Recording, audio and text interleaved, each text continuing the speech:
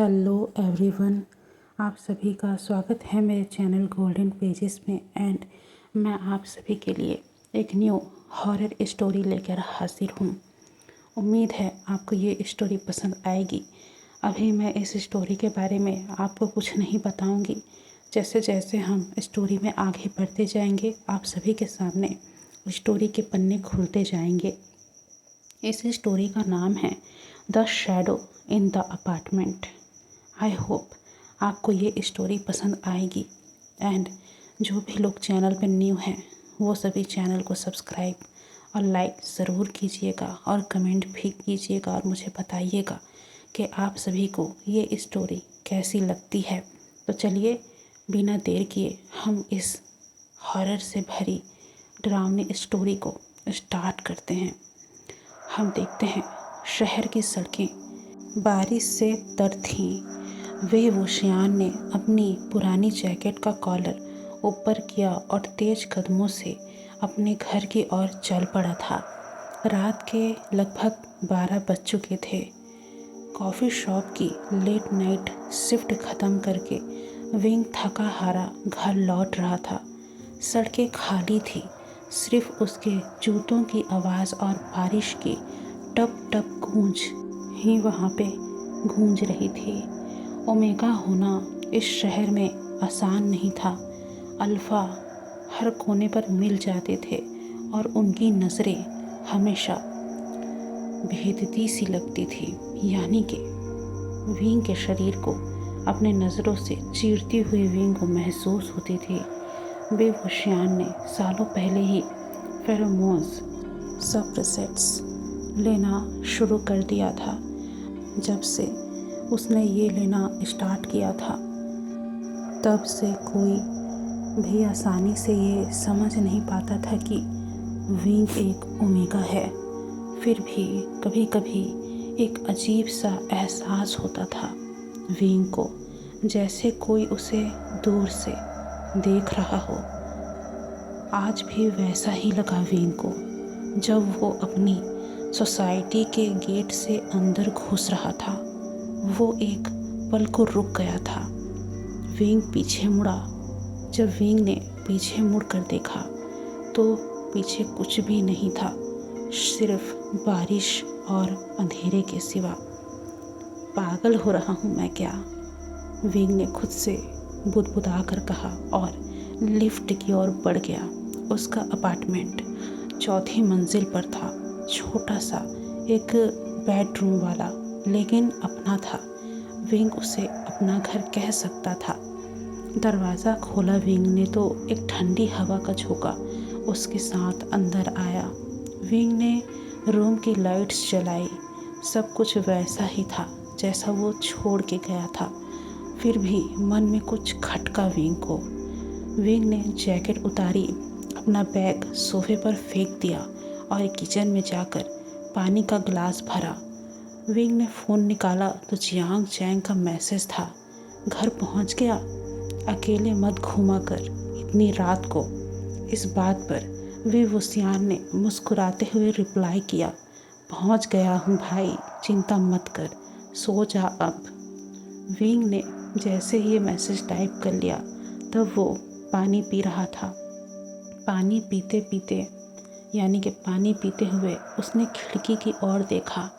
बारिश बहुत तेज़ हो रही थी, शीशों पर पानी की लकीरें बन रही थी कि तभी अचानक उसे लगा जैसे बाहर कोई छाया गुजरी है, यानी कि कोई छाया उसकी आंखों के सामने से गुजरी हो। विंग उसने पर्दा सरकाया पर वहाँ कुछ भी नहीं था, सिर्फ खाली बालकनी और बारिश थी। मैं थक गया हूँ, विंग ने सोचा और बेडरूम में चला गया। विंग ने कपड़े बदले और बिस्तर पर लेट गया और लाइटें बंद कर दी। विंग को नींद जल्दी आ गई क्योंकि वो बहुत ही ज़्यादा थक चुका था। लेकिन विंग को सपना आया। वो सपना बहुत ही अजीब था। वो किसी पुराने जंगल में था।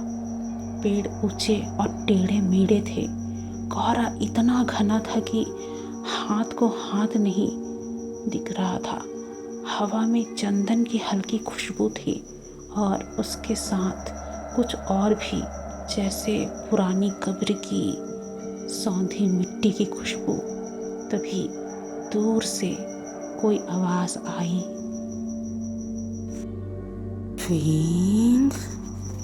वो आवाज़ काफ़ी गहरी थी, शांत थी, लेकिन उस आवाज़ में एक दर्द था, एक दर्द। वो दर्द विंग को साफ साफ सुनाई दे रहा था। विवुशियान ने इधर उधर देखा, लेकिन उसे वहाँ कोई भी नज़र नहीं आया। फिर अचानक से विंग के सामने दो सुनहरी आंखें चमकने लगी। इतनी चमक थी उन आँखों में कि अंधेरे में भी सब साफ दिखने लगा था। उन आँखों में कुछ था, प्यार भी और बहुत पुराना दुख भी। विंग आगे बढ़ा और पूछा, तुम कौन हो? विंग के सवाल का कोई जवाब नहीं आया, सिर्फ वो आंखें करीब आती गईं। फिर एक हाथ बाहर निकला, लंबा, सफ़ेद पर ठंडा। उसने उस हाथ को छुआ, यानी कि विंग ने उस हाथ को छुआ, और ठीक उसी पल विंग की नींद टूट गई। विवुशियान हड़बड़ा कर उठा। उसका दिल इतनी तेजी से धड़क रहा था कि जैसे अभी इसी वक्त वो दिल विंग के सीने से बाहर आ जाएगा। विंग की नज़र घड़ी पर गई तो अभी घड़ी में सुबह के 3 बज रहे थे। तभी विंग ने खुद को समझाते हुए कहा, सपना था, सपना। विंग ने किसी तरीके से खुद को समझाया। फिर वो अपने बेड से उठा और उठकर कमरे की लाइट जलाई। कमरे में कुछ भी नहीं बदला था, पर जब वो वापस लेटने गया तो उसकी नज़र खिड़की पर पड़ी। खिड़की खुली हुई थी। तभी विंग ने सोचा, उसने तो बंद किया था ना, मैंने तो खिड़की बंद की थी। फिर विंग धीरे से उठकर खिड़की के पास गया।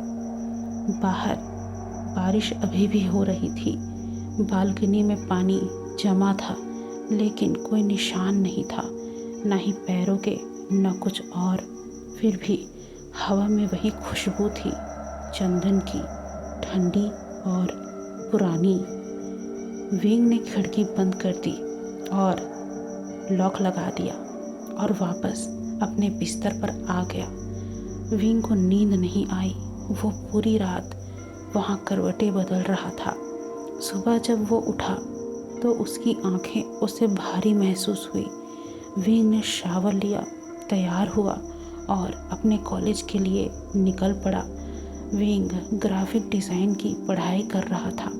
बीच बीच में फ्रीलांस काम भी मिल जाता था।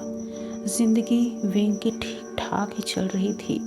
कैफेटेरिया में न्यू हिसैंग मिला विंग को। हमेशा की तरह ड्रामेटिक अंदाज में पंखा लिए हुए वो बैठा था।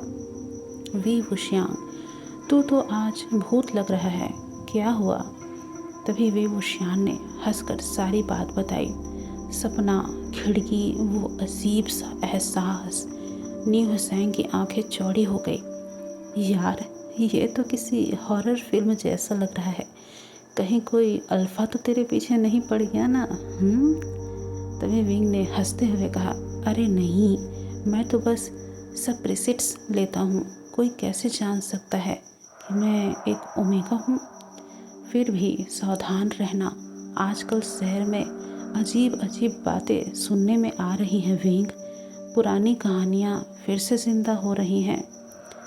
फिर उसी समय क्लास शुरू हो गई।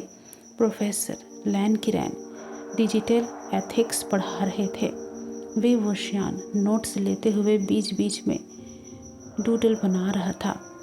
उसने अनायासी वो सुनहरी आँखें स्केच कर दी, यानी कि अपने आप ही विंग से वो सुनहरी आँखें स्केच के रूप में बन गई।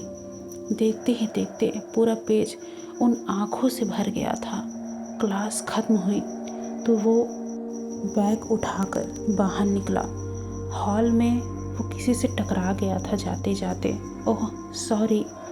पर जैसे ही विंग ने ऊपर देखा, सामने कोई और नहीं, लैन वांगजी खड़ा था।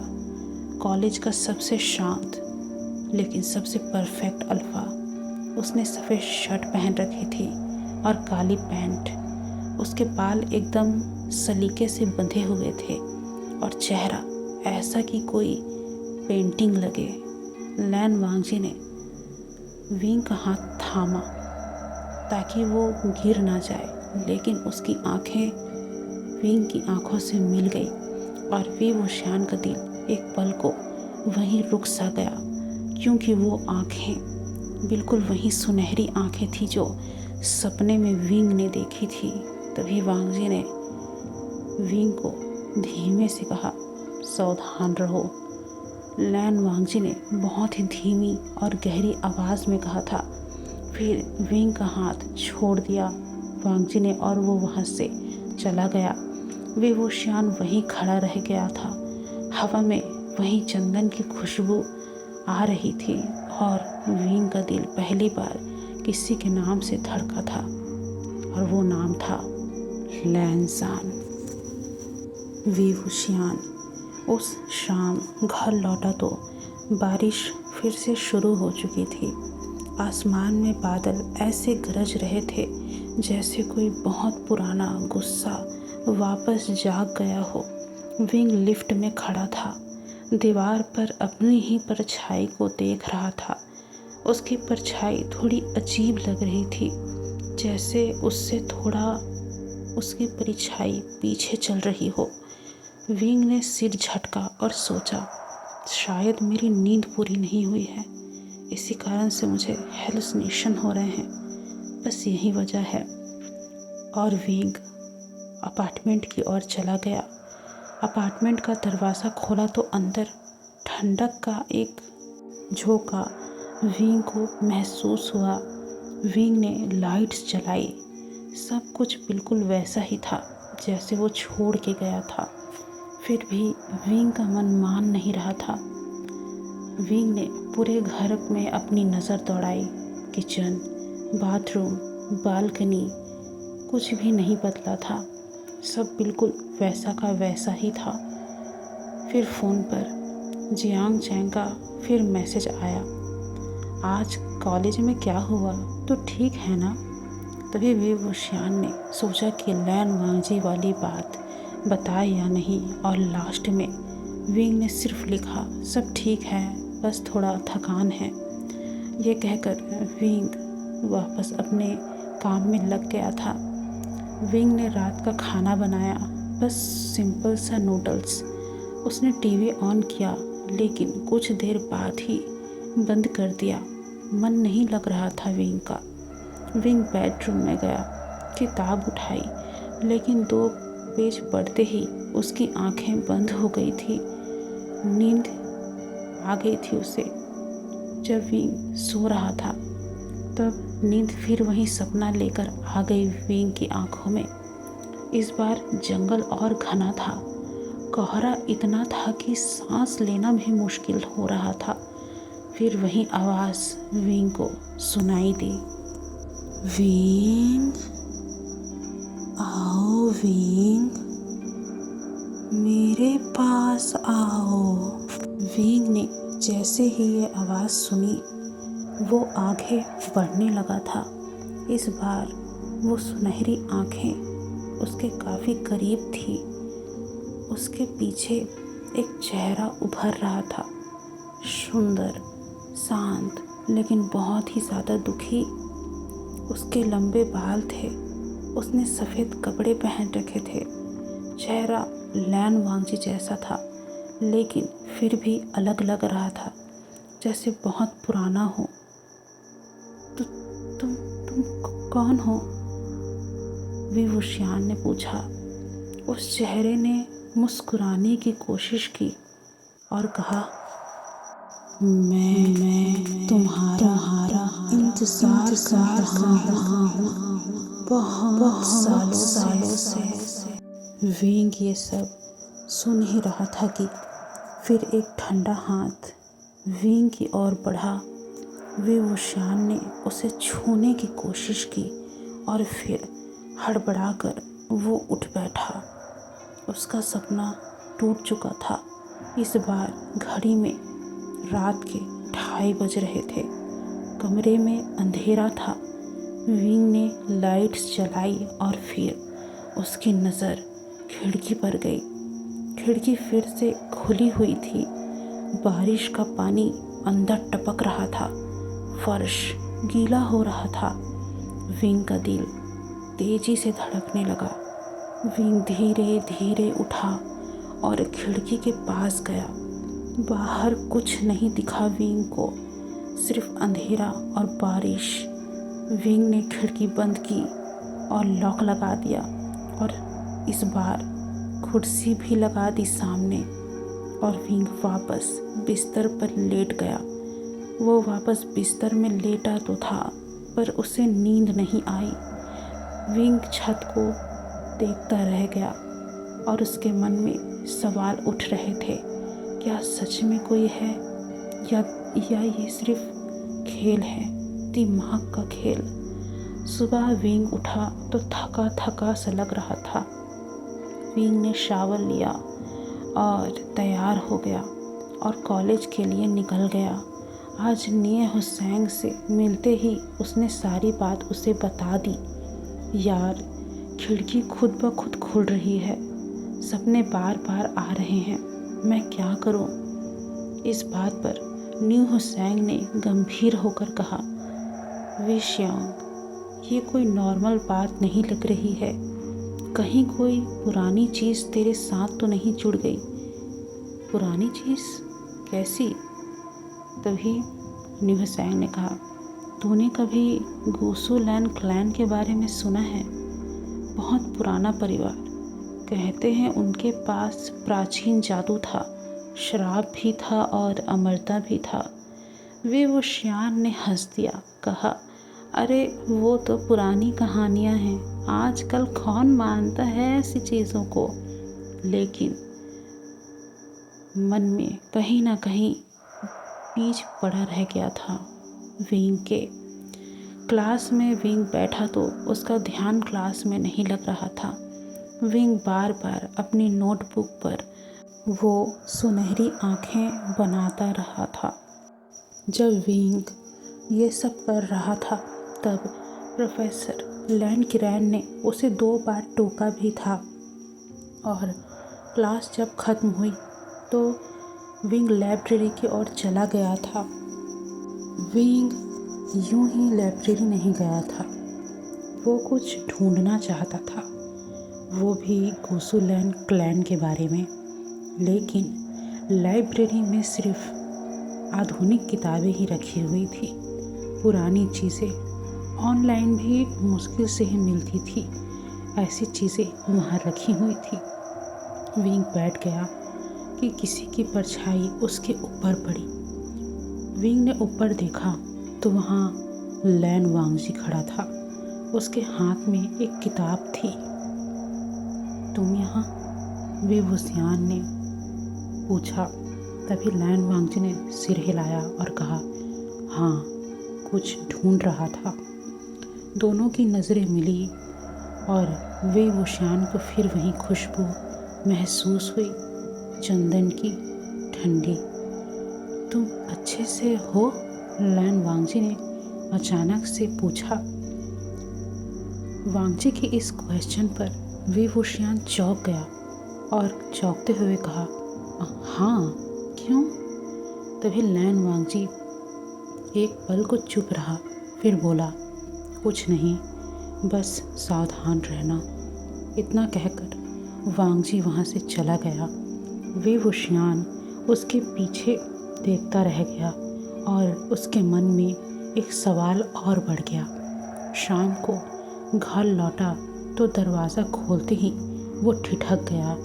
बेडरूम की दीवार पर कुछ लिखा हुआ था, वो भी लाल रंग के बड़े बड़े अक्षरों में, लेकिन हिंदी या इंग्लिश में नहीं बल्कि किसी पुरानी लिपि में। उसने फ़ोन निकाला और उसकी फ़ोटो खींच ली रंग सूखा हुआ था, लेकिन उस लिखावट से अजीब सी गंध आ रही थी, जैसे लोहे की।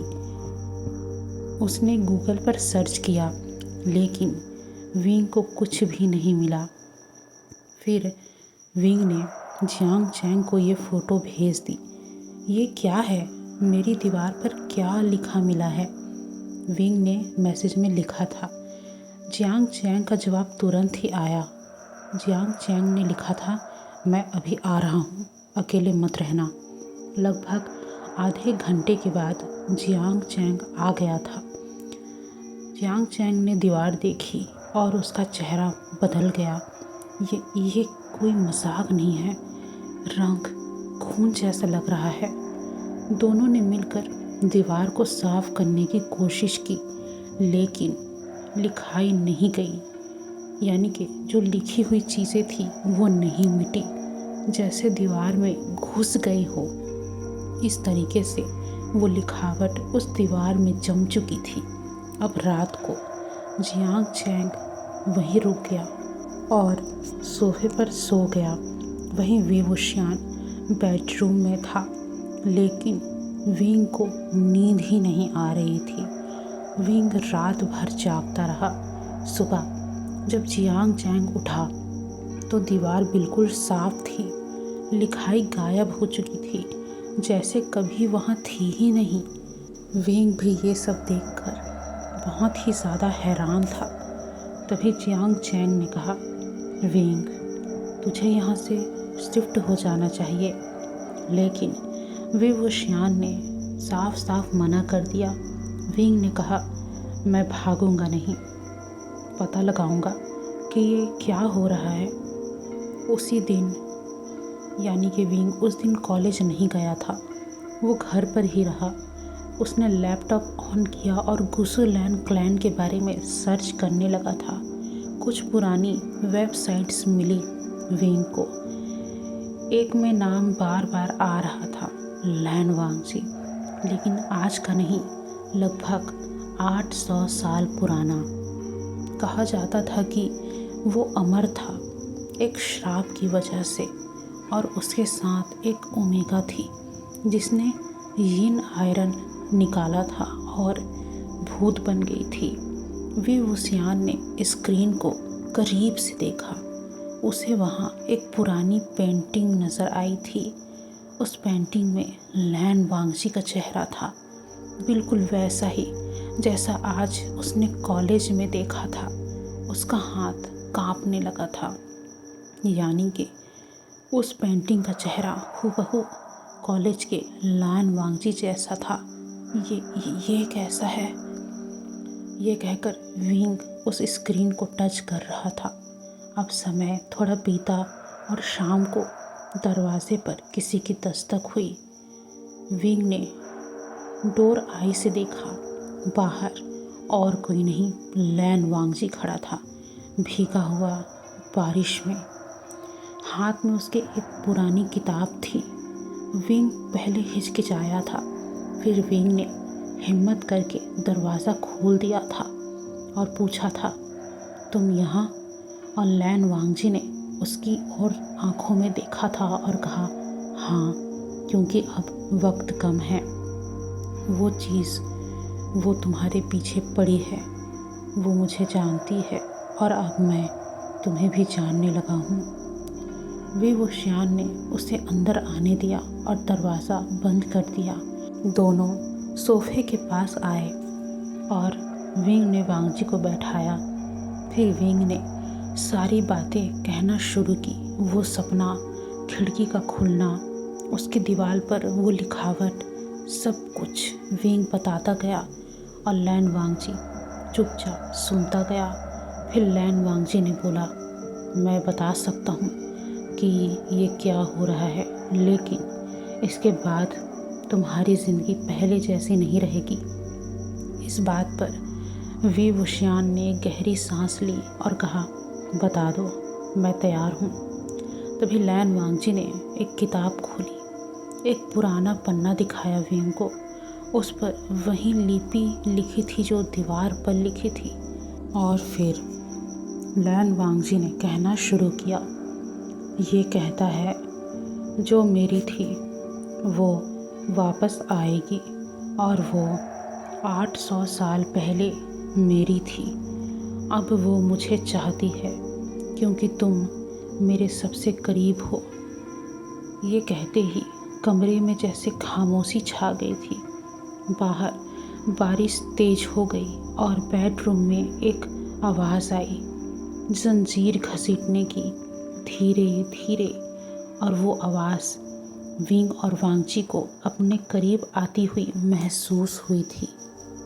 जैसे ही विंग और वांगजी ने ये आवाज़ सुनी, वो दोनों खड़े हो गए थे और विंग ने तुरंत ही जाकर दरवाज़ा यानी कि बेडरूम का दरवाज़ा बंद कर दिया था और वो लैन वांगजी की ओर मुड़ा था। कमरे में सिर्फ टेबल लैंप की पीली रोशनी ही जल रही थी। बाहर बारिश की आवाज़ ज़ोरों पर थी, जैसे कोई दीवार पीट रहा हो।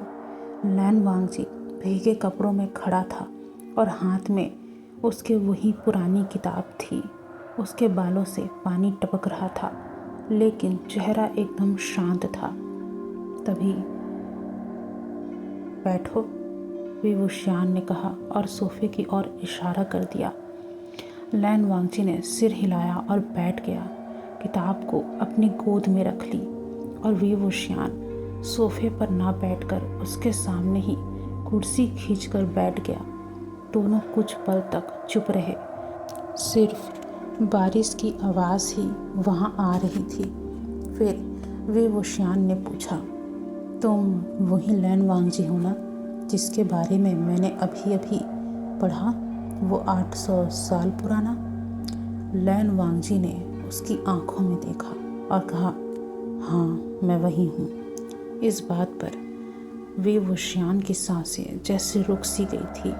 विंग हंसना चाहता था और कहना चाहता था कि ये क्या मजाक है, लेकिन लैन वांगजी की आंखों में जो गहराई थी वो विंग देख पा रहा था कि वो झूठ नहीं बोल रहा है। फिर ये कैसे हो सकता है कि ये इंसान जो उसके सामने बैठा है वो 800 सालों से ज़िंदा है। कि तभी लैन वांगजी ने फिर से अपनी किताब खोली और पन्ने पुराने थे उस किताब के और किनारे फटे हुए थे। और लैन वांगजी ने कहना शुरू किया, ये गुसु लैन क्लैन की आखिरी किताब है, मेरे परिवार की है। लगभग 800 साल पहले मैंने एक गलती की थी। एक ओमेगा से प्यार किया था, उसका नाम था शुली। वो बहुत खूबसूरत थी और बहुत ताकतवर भी थी, लेकिन उसे और ताकत चाहिए थी। उसने यंग आयरन निकाल लिया था, वो चीज़ जो इंसान को राक्षसी शक्ति देती थी, लेकिन बदले में उससे उसकी आत्मा भी छीन लेती थी। विवुशियान चुपचाप सुन रहा था और वांगजी ने फिर से कहना शुरू किया, मैंने उसे रोकने की कोशिश की थी और कहा था कि ऐसा मत करो, लेकिन वो मानी नहीं। उसने सोचा मैं उसे छोड़ दूंगा। फिर एक रात उसने खुद को ख़त्म कर लिया और मरते वक्त मुझे श्राप दे दिया कि मैं अमर रहूँगा। जब तक वो रहेगी मैं भी रहूँगा।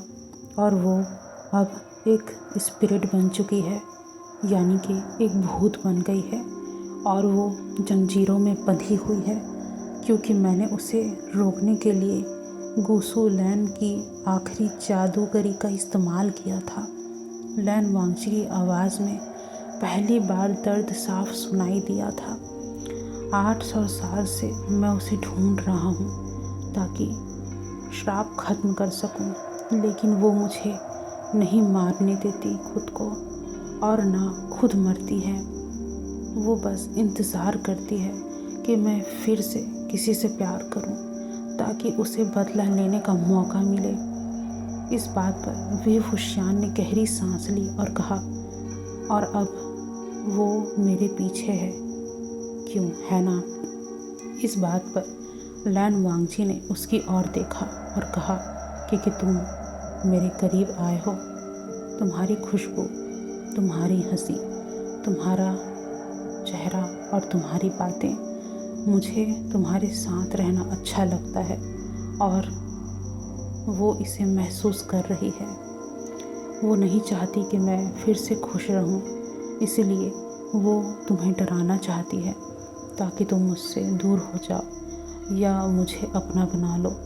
विवुशियान का दिल इस बात पर तेज धड़क रहा था।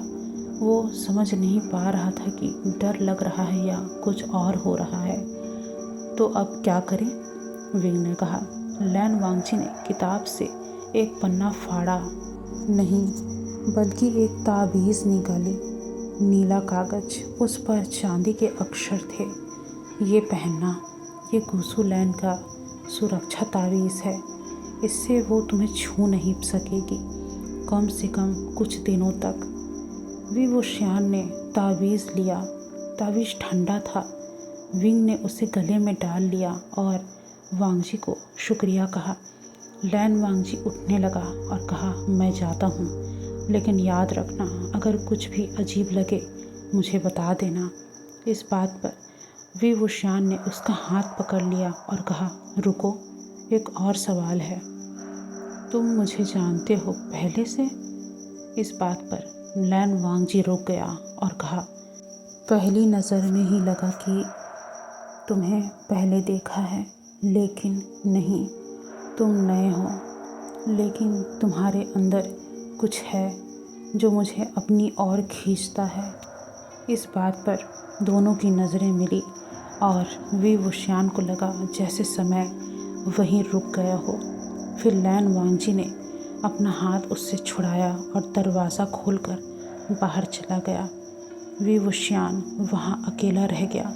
उसके गले में वो ताबीज़ थी जो अब उसे भारी लग रही थी। विंग अपने बेडरूम में गया और ठिठक गया। बिस्तर पर एक काला लबादा पड़ा था, पुराना, फटा हुआ, जैसे सदियों पुराना हो, और उसके ऊपर एक कागज़ था, उसी पुरानी लिपि में। विंग ने फ़ोन निकाला और उसकी फ़ोटो खींच ली। फिर लैन वांगजी को मैसेज किया, ये देखो, फिर आ गया। जवाब तुरंत आया वांगजी का। उसमें लिखा था, मैं आ रहा हूँ, दरवाज़ा मत खोलना, किसी के लिए भी।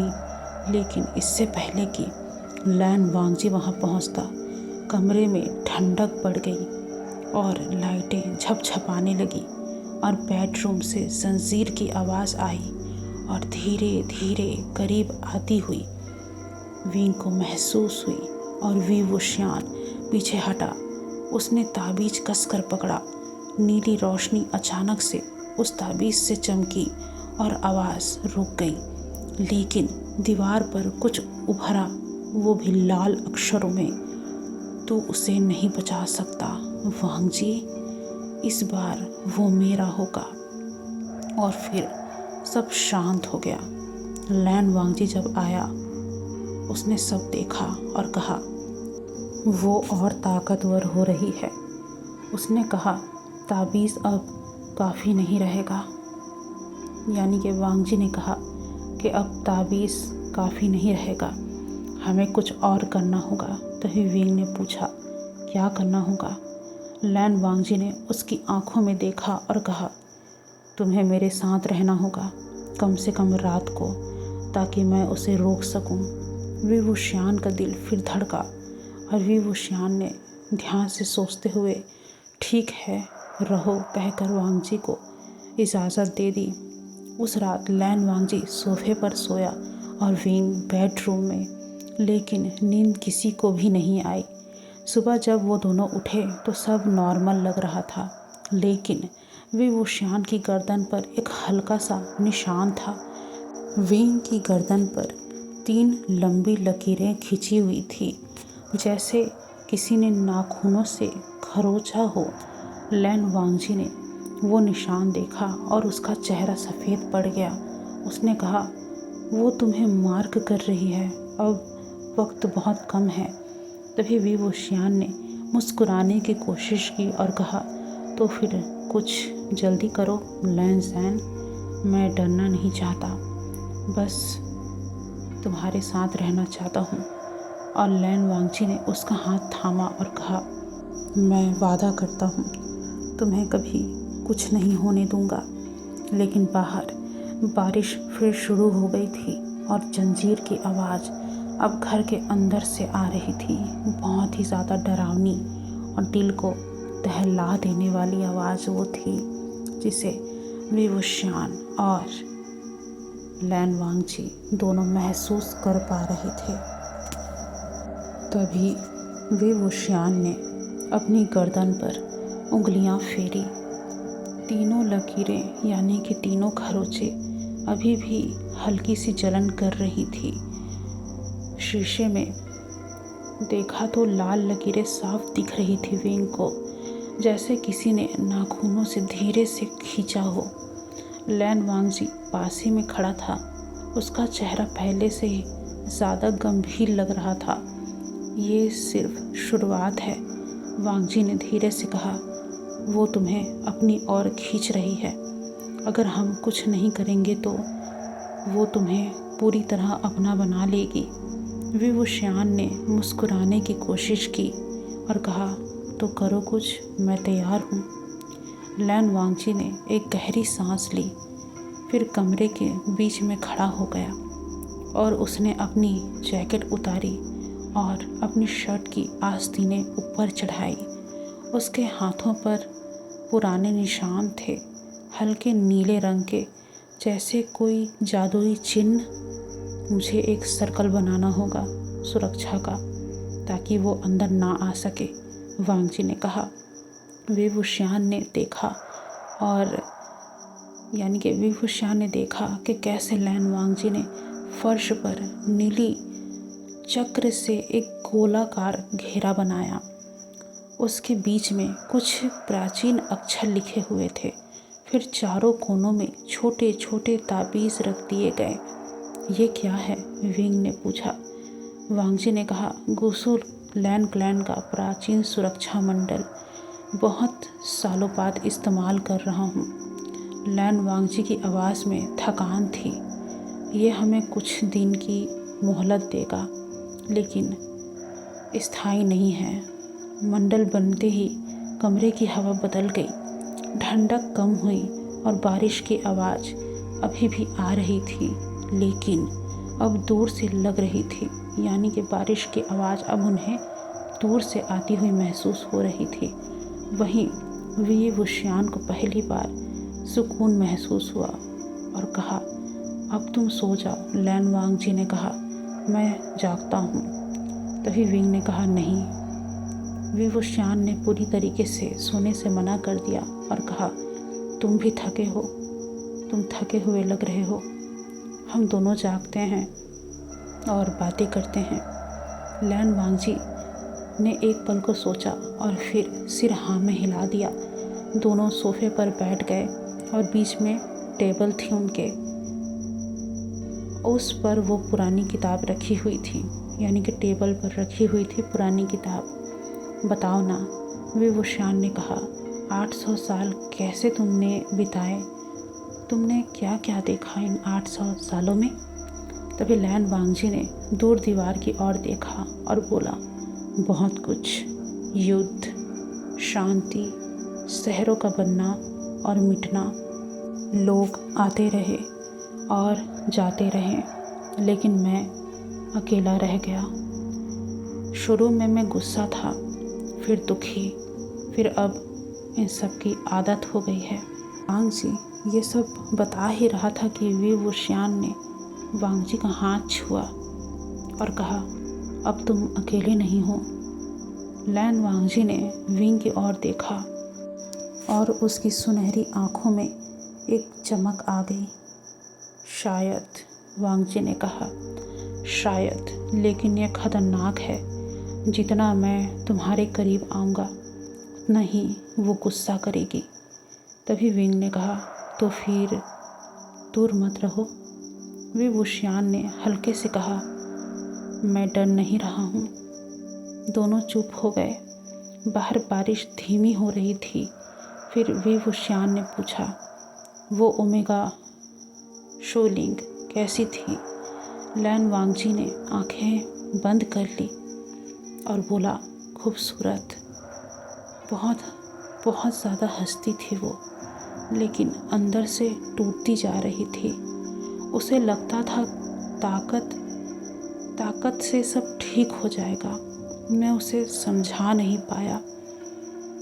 तुमने कोशिश की थी ना? हाँ, लेकिन देर हो चुकी थी।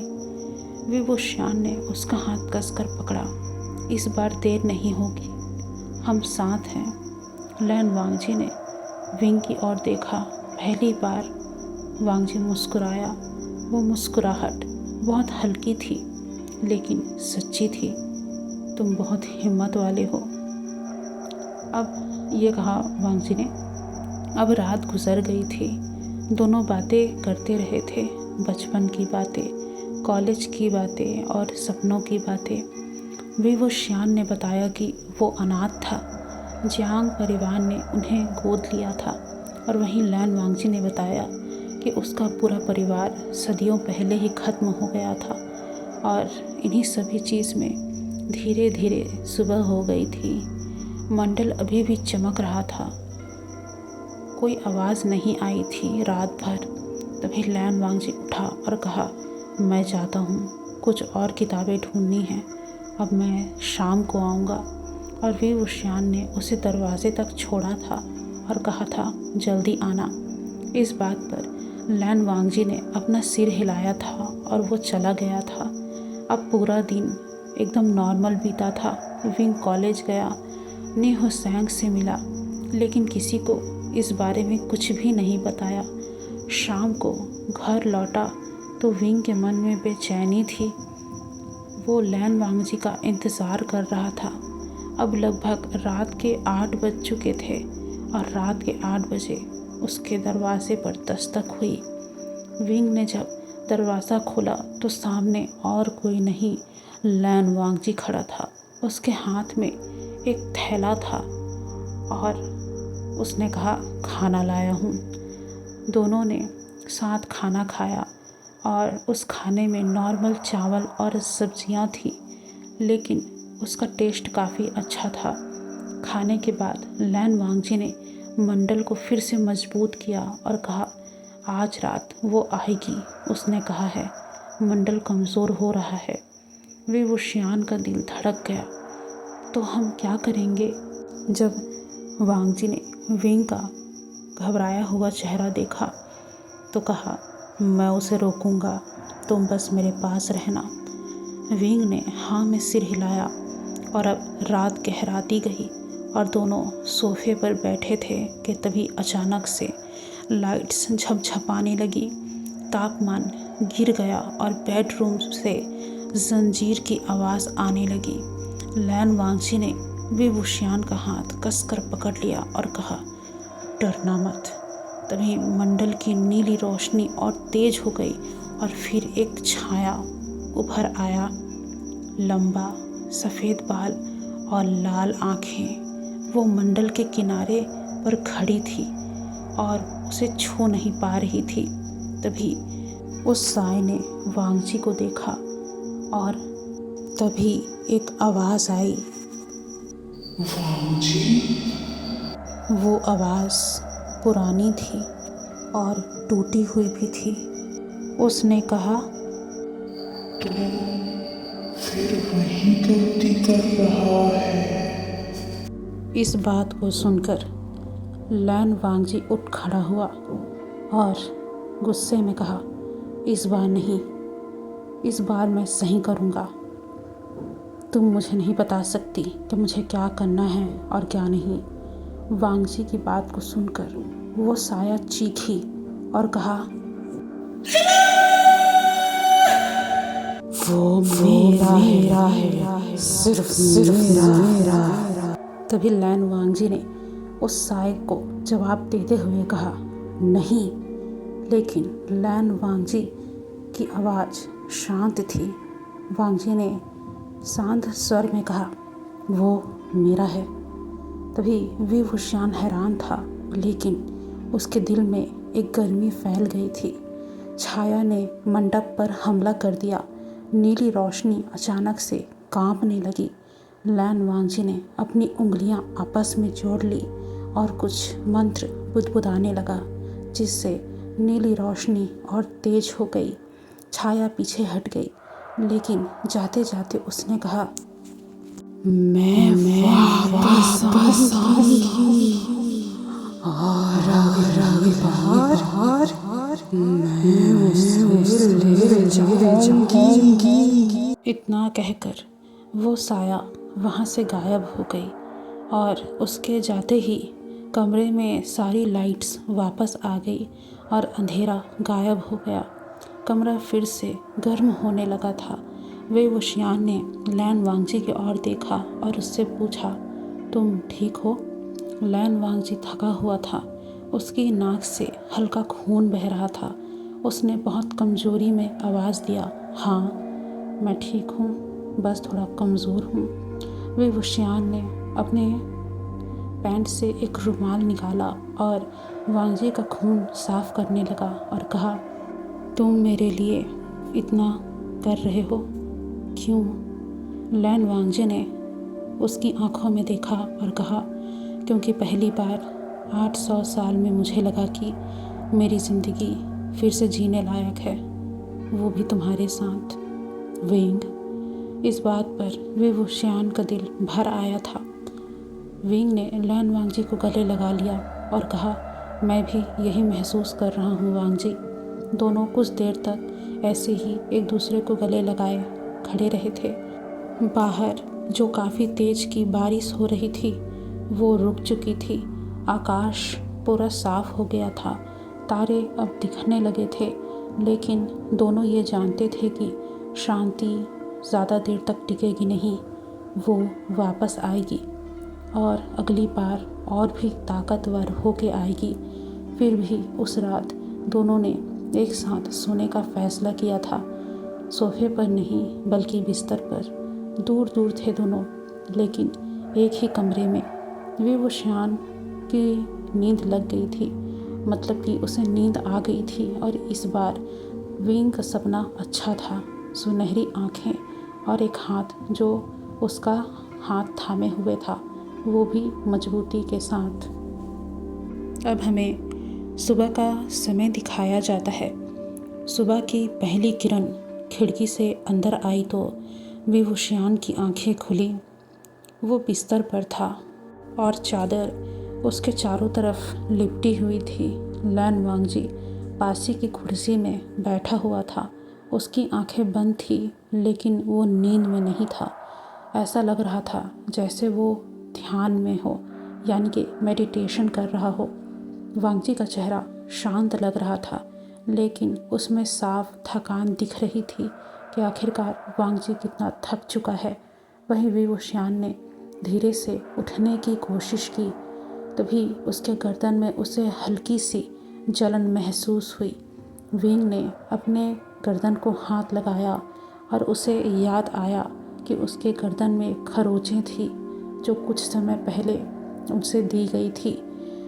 फिर विंग ने बिना किसी शोर के वो बाथरूम की तरफ गया और मिरर के सामने खड़ा हो गया और निशान को देखने लगा था।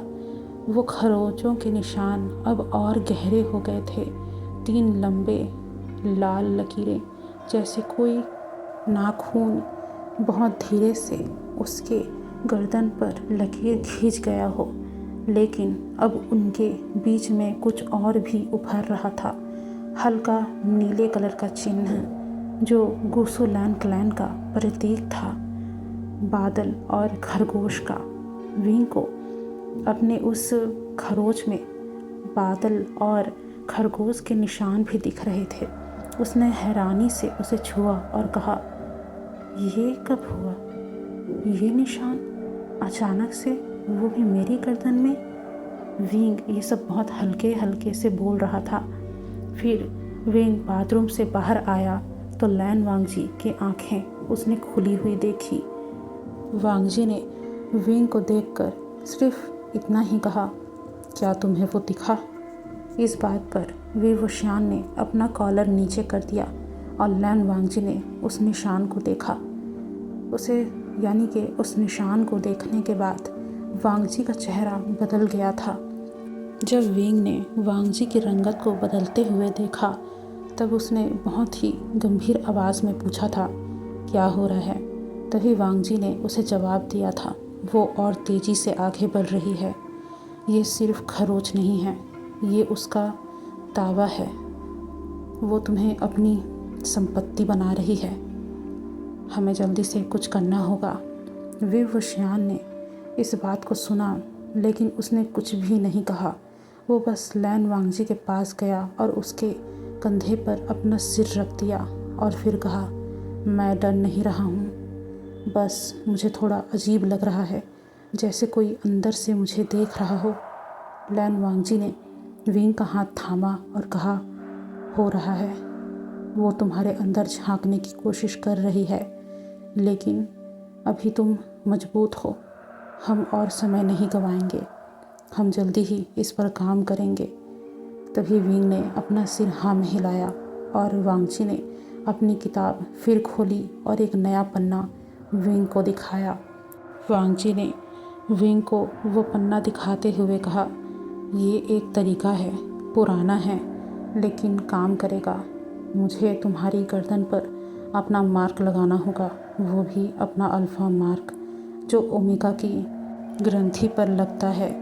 इससे वो तुम्हें छू नहीं पाएगी क्योंकि तब तुम मेरी तरह मेरे हो जाओगे। इस बात पर वी वुशियान का दिल ज़ोरों से धड़का। मार्क, वो चीज़ जो अल्फ़ा और ओमेगा की दुनिया में सबसे गहरा बंधन होता है, एक बार अगर लग जाए तो पूरी ज़िंदगी भर कभी मिटता नहीं, और अगर मैं मना कर दूं तो? इस बात पर लैन वांगजी ने अपनी आंखें नीचे की और कहा, तो वो तुम्हें ले जाएगी और धीरे धीरे तुम्हारी यादें मिटा देंगी, तुम्हारी जगह ले लेगी वो, और मैं कुछ भी नहीं कर पाऊंगा विंग। इस बात पर वी वुशियान चुप रहा, फिर मुस्कुरा कर बोला, तो फिर देर किस बात की, मैं तैयार हूँ। तभी लैन वांगजी ने उसकी ओर देखा और वांगजी की आंखों में सवाल था, तुम समझ रहे हो ना, ये सिर्फ सुरक्षा के लिए नहीं है, ये हमेशा के लिए है। वी वुशियान ने वांगजी का चेहरा दोनों हाथों में लिया और बोला, लैन ज़ैन, मैं समझ रहा हूँ और मैं चाहता हूँ कि सिर्फ सुरक्षा के लिए नहीं, तुम्हारे लिए भी ये तुम करो। ये कहते ही कमरे में जैसे खामोशी सी छा गई थी। फिर लैन वांगजी ने विंग को बिस्तर पर बैठाया और खुद उसके सामने घुटनों पर बैठ गया। वांगजी ने बहुत ही नर्म आवाज़ में बोला, अगर दर्द हो तो बोल देना। तभी वी वुशियान ने अपना कॉलर नीचे किया और गर्दन पूरी तरह से विजिबल हो रही थी वांगजी के सामने। तभी लैन वांगजी ने पहले सिर्फ सांसें ली, फिर होंठ रखे बहुत नरमी से, फिर जीभ फेरी और वी वुशियान की सांसें इतने में ही तेज़ हो गई। उसकी ओमेगा ग्रंथि जाग रही थी, सालों से दबी हुई उसकी इच्छाएं जाग रही थी। फिर लैन वांगजी ने अचानक से अपने दांतों को विंग की गर्दन पर गड़ा दिए, धीरे नहीं, एकदम जोर से और एकदम साफ, सीधे ग्रंथि पर ही वांगजी के दांत लगे थे। वी वुशियान की आंखें बंद हो गई थी। उसे दर्द हो रहा था, लेकिन उसके साथ एक ऐसी लहर भी उसके शरीर में उठी जिससे उसका पूरा शरीर कांप उठा था, जैसे उसके पूरे शरीर में बिजली दौड़ गई हो। लैन वांगजी ने विंग का खून चखा, धीरे धीरे, जैसे कोई बहुत कीमती चीज़ हो। फिर दांत बाहर निकाले और जो जख्म लगे थे विंग की गर्दन पर, उस पर अपनी जीभ फेरी और धीरे से बोला, अब तुम सिर्फ मेरे हो। वांगजी के शब्दों के साथ साथ कमरे में एक नीली रोशनी फैल गई और वी वुशियान की गर्दन पर वो निशान चमक उठा। देखते ही देखते वो खरोचों की 3 निशानें गायब हो गई। उसकी जगह एक सुंदर नीले चिन्ह उभर आए। वो गुसु लैन का प्रतीक था और उसके बीच में लैन वांगजी का नाम उभर आया, वो भी पुरानी लिपि के शब्दों में। बाहर हवा गरज रही थी और जंजीर की आवाज़ बहुत साफ सुनाई दे रही थी और वो बहुत तेज भी हो रही थी। बहुत गुस्से में लग रहा था वो आवाज़, और इसी के साथ ही दीवारें कांप रही थी, खिड़की के शीशे हिलने लगे थे और लैन वांगजी ने वी वुशियान को गले लगा लिया था और कहा था अब वो तुम्हें छू नहीं सकेगी। इस बात पर वी वुशियान की आंखें नम थी, लेकिन उसके होठों पर एक मुस्कान भी थी। उसने कहा, मुझे बहुत अच्छा लग रहा है, जैसे मैं वापस घर लौट आया हूँ। दोनों देर तक ऐसे ही रहे थे, गले लगे हुए। फिर लैन वांगजी ने कहा, लेकिन ये अभी पूरा ख़त्म नहीं हुआ है, वो और कोशिश करेगी और अब वो बहुत गुस्से में है। तभी वी वुशियान ने वांगजी का चेहरा छुआ और कहा, तो हम और मजबूत होंगे साथ में। उस दिन दोनों कॉलेज नहीं गए, वो दोनों घर पर ही रहे। लैन वांगजी ने नया मंडल बनाया और मजबूत करने लगा था, यानी कि उस मंडल को और मजबूती वो दे रहा था। और वहीं वी वुशियान ने उन दोनों के लिए खाना बनाया था। दोनों ने साथ डिनर किया था और बातें भी की थी। दोनों हंस रहे थे। अब शाम को जियांग चैंग का फ़ोन आया और उसने पूछा, कहाँ है तू, कॉलेज तो नहीं आया, तबीयत तो ठीक है ना? तभी विंग ने कहा, हाँ तबीयत थोड़ी ख़राब है, लेकिन अब मैं ठीक हूँ। जियांग चैंग को थोड़ा शक हुआ, लेकिन ज़्यादा कुछ नहीं पूछा उसने और कॉल रख दिया था। वहीं रात हुई और दोनों अब बिस्तर पर लेटे थे। इस बार दूर दूर नहीं, पास पास। वे वुशियान ने लैन वांगजी का हाथ थामा और कहा, लैन ज़ेन, क्या तुम्हें लगता है कि हम जीत जाएंगे? इस बात पर लैन वांगजी ने वी वुशियान की ओर अपना मुंह किया और कहा, हाँ, क्योंकि इस बार मैं अकेला नहीं हूँ, तुम मेरे साथ हो। यह सुनकर वी वुशियान वांगजी से लिपट गया, और मैं भी अकेला नहीं हूँ, विंग ने कहा। दोनों को एक दूसरे की बाहों में नींद आ गई, गहरी और सुकून भरी नींद। लेकिन आधी रात को वी वुशियान की आंखें अचानक से खुली। विंग ने महसूस किया कि कोई उसे देख रहा है अंदर से। उसकी अपनी आवाज़ उसके दिमाग में गूंज रही थी, लेकिन आवाज़ उसकी नहीं थी, वो आवाज़ किसी और की थी। तूने उसे चुना, अब मैं भी आऊंगी।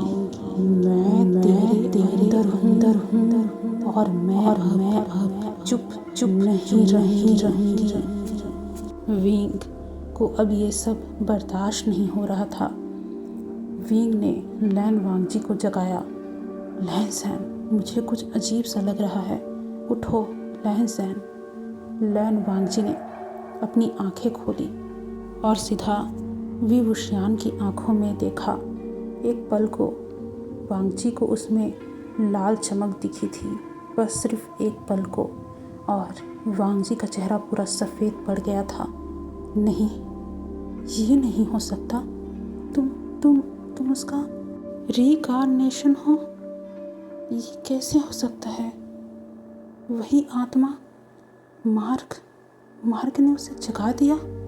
इस बात पर वी वुशियान काँप उठा। मतलब मैं वही हूँ? लैन वांगजी ने उसे गले लगा लिया, क्योंकि विंग डर से काँप रहा था, और कहा, आत्मा वही है, लेकिन तुम अलग हो, तुम्हारी यादें अलग हैं, तुम्हारा दिल अलग है। हम उसे रोकेंगे, मैं वादा करता हूँ। घबराओ मत, सब ठीक हो जाएगा।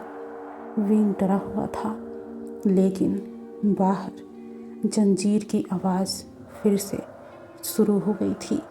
इस बार गुस्से में नहीं, हंसी में। खेल अब और गहरा हो चुका था, क्योंकि अब दुश्मन बाहर नहीं, अंदर था, उनके बहुत करीब।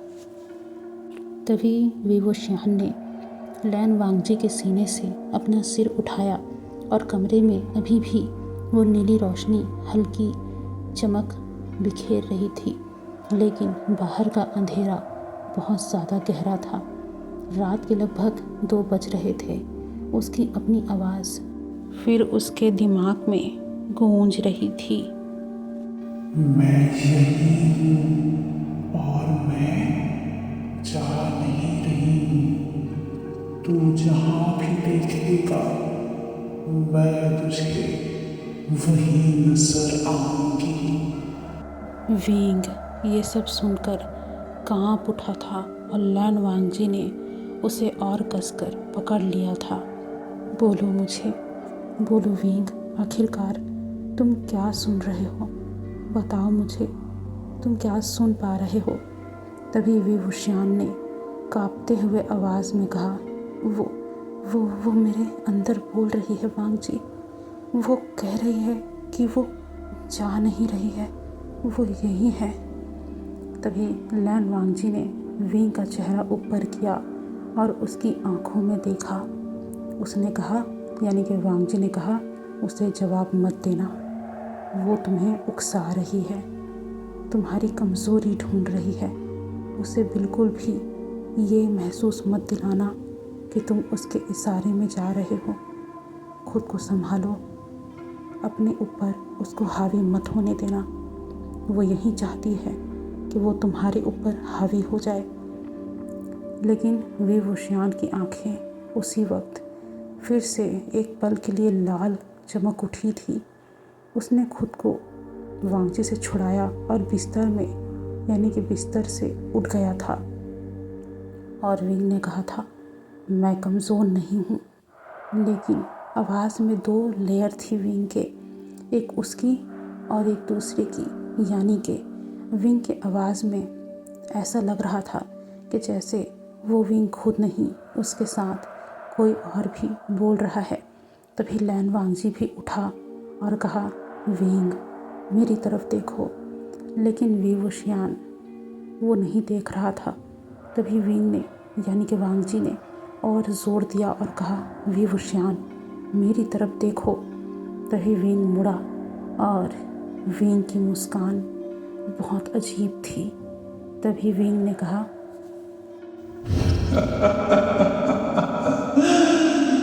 वांगजी, तुमने मुझे फिर से जगा दिया।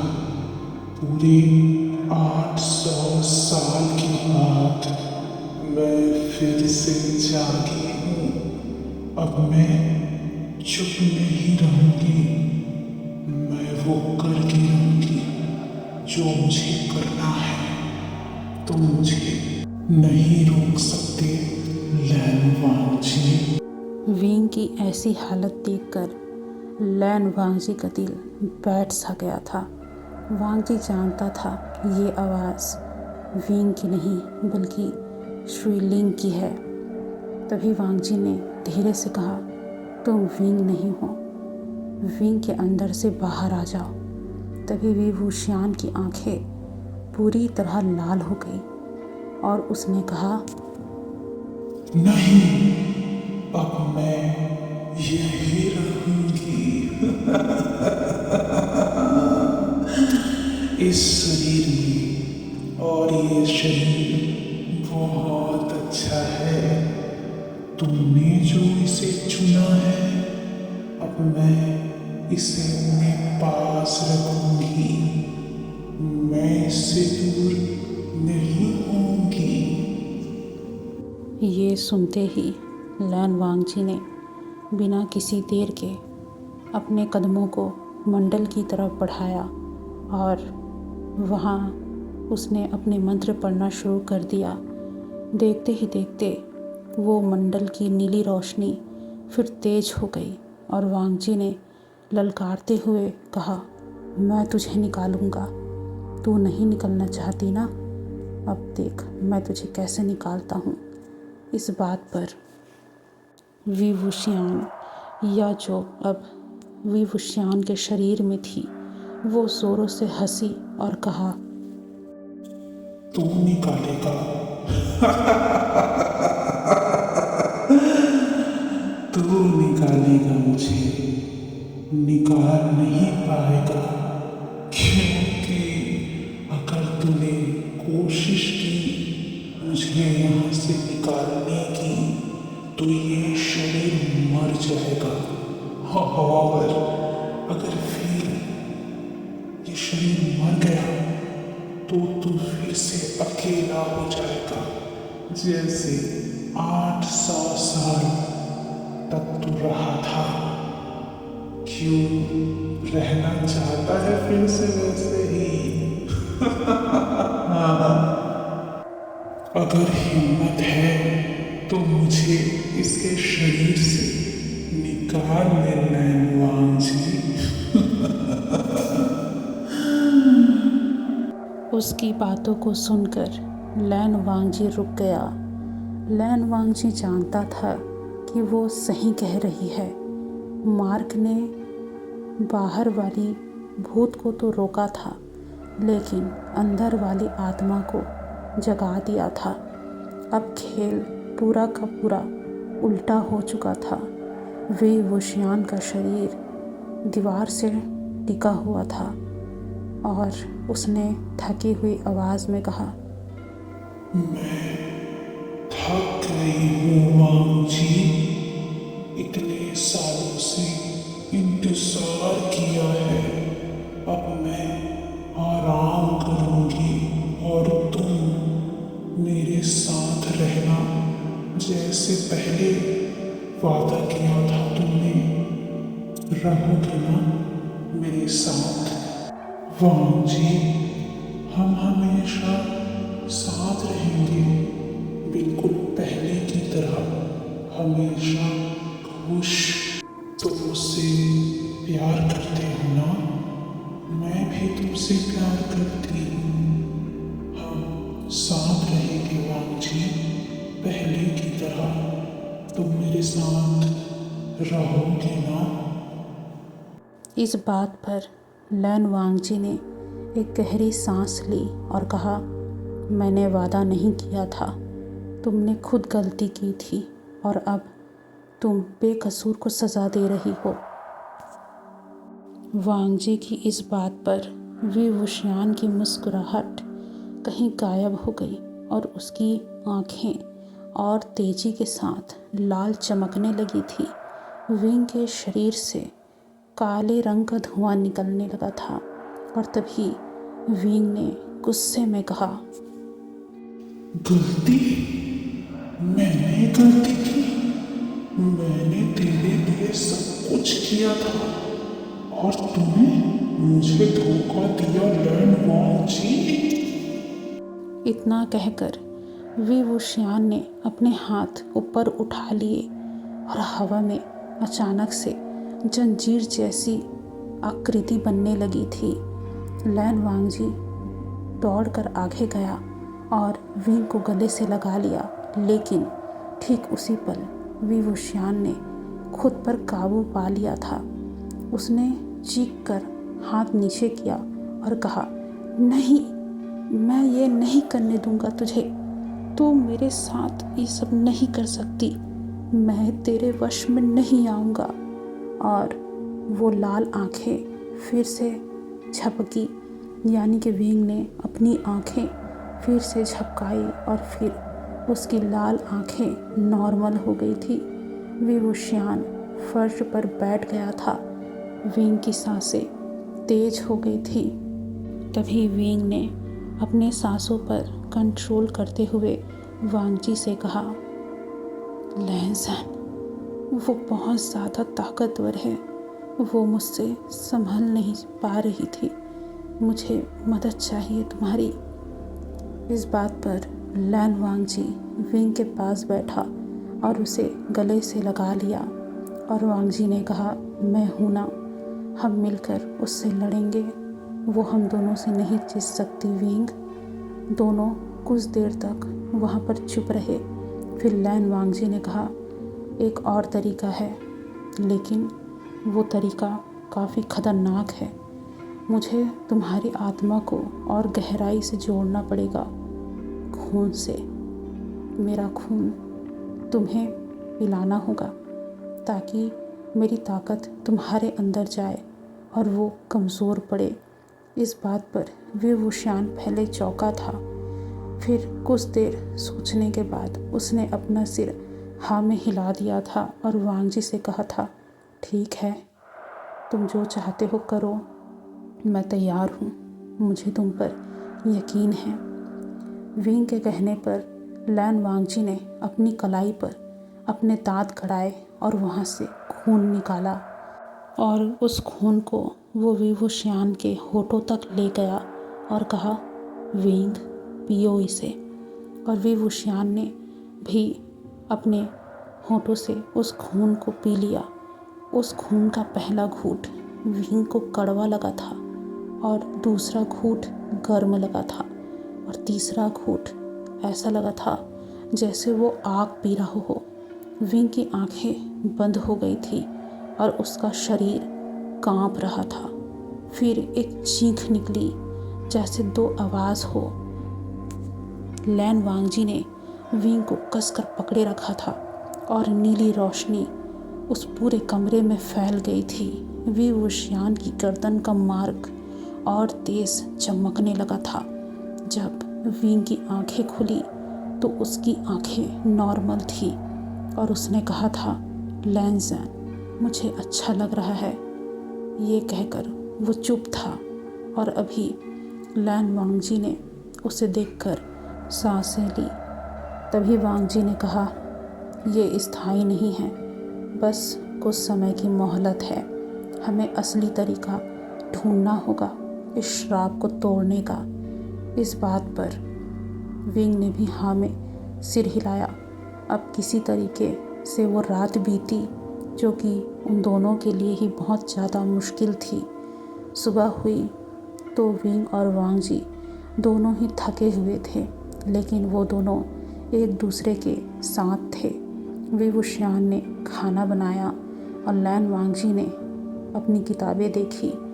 दिन में न्यू हिसैंग का फ़ोन आया था और उसने पूछा, यार तू कहाँ गायब हो गया है? कॉलेज भी नहीं आ रहा है, कहीं दिख नहीं रहा है, क्या हाल है तेरा? तभी विंग ने जवाब में कहा था, अरे मैं बिल्कुल ठीक हूँ, बस थोड़ा आजकल बिज़ी हूँ, पर मैं जल्दी ही तुझसे मिलता हूँ। इस बात पर न्यू हिसैंग ने ज़्यादा कुछ पूछा नहीं था, लेकिन वो जानता था कि अभी बाहर जाना सुरक्षित नहीं है। यानी कि विंग वो जानता था कि अभी उसका बाहर जाना सही नहीं है और वो खाली न्यू हिसैंग को टाल रहा था। अब शाम को लैन वांगजी ने विंग से कहा, मुझे एक जगह जाना होगा, एक पुरानी लाइब्रेरी जो शहर के बाहर है। वहाँ शायद मुझे कुछ जवाब मिल सकते हैं जो हमारे काम आएंगे, और मैं चाहता हूँ कि तुम भी मेरे साथ चलो विंग, क्योंकि मैं तुम्हें इस हालत में अकेले नहीं छोड़ सकता, क्योंकि वो कभी भी तुम पर फिर से हमला कर सकती है। इस बात को सुनकर विभूषण भी चलने के लिए तैयार हो गया। दोनों तैयार हुए और बाहर निकल गए। पहली बार वो दोनों साथ में कहीं बाहर जा रहे थे। दोनों कार में बैठे और लैन वांगजी कार ड्राइव कर रहा था। विभूषण खिड़की से बाहर देख रहा था। शहर धीरे धीरे उनसे पीछे छूट रहा था।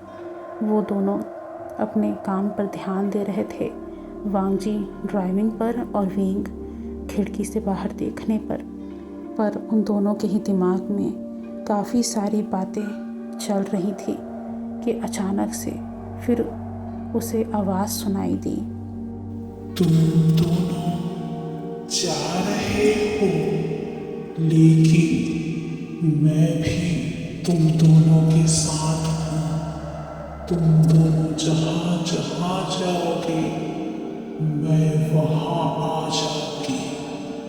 तुम दोनों मुझसे बच नहीं सकते। जैसे ही विंग ने फिर से उसकी आवाज़ को सुना, उसने तुरंत ही लैन वांगजी का हाथ कसकर पकड़ लिया और बोला, वांगजी वो फिर से बोल रही है। और वांगजी ने तुरंत ही कार को साइड में रोक दिया और कहा, मुझे देखो। विवुशियान ने वांगजी को देखा। वांगजी ने ध्यान से विंग की आंखों में देखा। विंग की आंखें नॉर्मल थी, लेकिन अंदर विंग के शरीर के अंदर लड़ाई चल रही थी। तभी लैन वांगजी ने विंग का माथा किस किया और कहा, मैं हूँ, डरो मत। जब तक मैं तुम्हारे साथ हूँ वो कुछ नहीं कर पाएगी। इस बात पर विंग ने भी हाँ में सिर हिलाया और वांगजी वो उसे कुछ देर तक संभालता है। फिर जब विंग नॉर्मल फील करता है तब वांगजी उसे ठीक से बैठाकर कार को फिर से ड्राइव करने लगता है और वो दोनों अब फिर से लाइब्रेरी की तरफ जाने लगते हैं। लेकिन वो दोनों अकेले नहीं थे, उनके साथ वो थी, हर कदम हर पल में उन दोनों के ऊपर नज़र रखे हुए। तो गाइस, आज के लिए ये स्टोरी यहीं ख़त्म होती है। आप सभी को ये स्टोरी कैसी लगी मुझे ज़रूर बताइएगा। मिलते हैं इसके नेक्स्ट पार्ट में। उम्मीद है आप सभी को ये स्टोरी पसंद आई होगी, और अगर नहीं आई तो पसंद कीजिए, क्योंकि आगे ये स्टोरी और भी ज़्यादा दिलचस्प होने वाली है। क्योंकि पिछले बार की स्टोरी कई लोगों के समझ में नहीं आई थी, तो मैं कोशिश करूँगी कि इस बार इस स्टोरी की एंडिंग ऐसे करूँ कि सब लोगों को समझ में आ जाए। उम्मीद है ये स्टोरी भी आप सभी को समझ में आएगी। ये थोड़ी मॉडर्न है एंड थोड़ी हिस्टोरिकल मिक्स है। अभी धीरे धीरे पता चलेगा कि आखिरकार ये साया कौन है और ये क्यों ये सब कर रही है। क्या जो कारण वांगजी ने विंग को बताया वही कारण है, या फिर कोई और नया साजिश है? क्या विंग बच पाएगा? क्या वांगजी सच बोल रहा है? क्या ये जो साया है वो सच में विंग वांगजी को अलग कर देगी? ये सब हम अगले पार्ट में जानेंगे। मैं बहुत ही जल्दी इसका नेक्स्ट पार्ट भी लेकर आऊँगी। एंड आप सभी चैनल को लाइक, सब्सक्राइब और कमेंट कीजिएगा।